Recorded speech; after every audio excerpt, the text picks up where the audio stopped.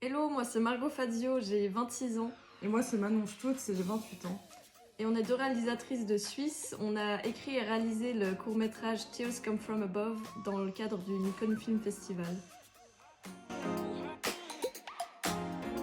Donc, on s'est rencontrés dans la même école de cinéma en Suisse à Lausanne et on a terminé nos études il y a environ 5 ans. Et à la suite de ça, on a réalisé plusieurs courts-métrages ensemble et celui-là c'est le 4e. Donc notre court-métrage c'est dans le cadre du Nikon Film Festival et cette année c'était le nombre 13. Donc on a écrit un scénario sur l'histoire de Marcus, un homme qui s'était fait déporter à Auschwitz pendant la Seconde Guerre mondiale. Et maintenant on le retrouve dans un salon de tatouage et il veut se faire recouvrir son tatouage qu'on lui avait gravé sur le bras à l'arrivée dans les camps.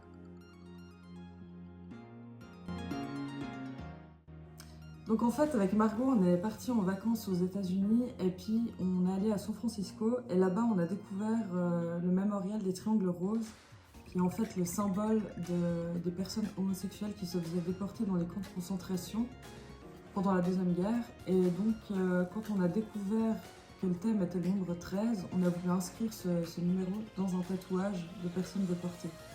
Et puis en fait, ça nous tenait à cœur de parler de ce sujet parce qu'en fait, on a compris qu'on n'avait jamais vraiment entendu parler de ces histoires, que ces minorités, on les mettait pas vraiment en avant dans les livres, dans les films, etc.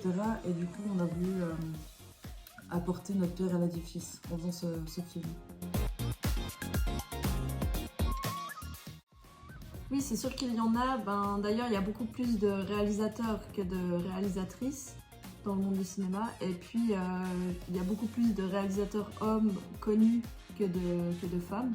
Mais heureusement, c'est, je pense, en train d'évoluer. Ouais, et puis nous, on n'a jamais été impactés par ces inégalités-là. Après, à notre échelle, donc voilà, on n'est pas dans une grosse industrie, donc c'est difficile de savoir vraiment ce qui se passe. Mais en tout cas, nous, pour l'instant, on n'a jamais eu un problème avec ça. Donc moi, les réalisateurs qui m'inspirent le plus, c'est Aronofsky qui m'a donné envie de faire du cinéma. Enfin vraiment, toutes ses œuvres, elles sont exceptionnelles. Et les thèmes qu'il aborde sociaux sont vraiment hyper intéressants. La mise en scène est toujours hyper minutieuse. Et c'est ça que j'adore chez lui. Et puis sinon, Greg Araki, c'est un réalisateur plutôt des années 90. Et j'aime beaucoup toujours son univers ultra original, ses personnages.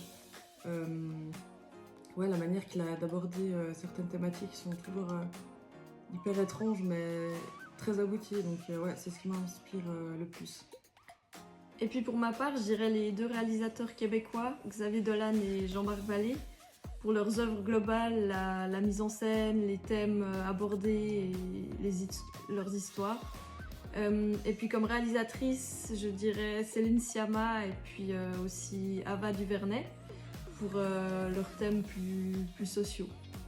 Ouais, Céline Sciamma, le fait qu'elle puisse parler d'autant de personnages différents dans la sphère LGBT, c'est hyper inspirant, je trouve. Alors il y a une mini-série danoise qui s'appelle Kamikaze. La mise en scène est vraiment bien, une très belle photo et puis ça sort de ce qu'on a l'habitude de voir. Et puis moi, je conseillerais un roman graphique qui s'appelle La Méduse, qui est hyper immersif.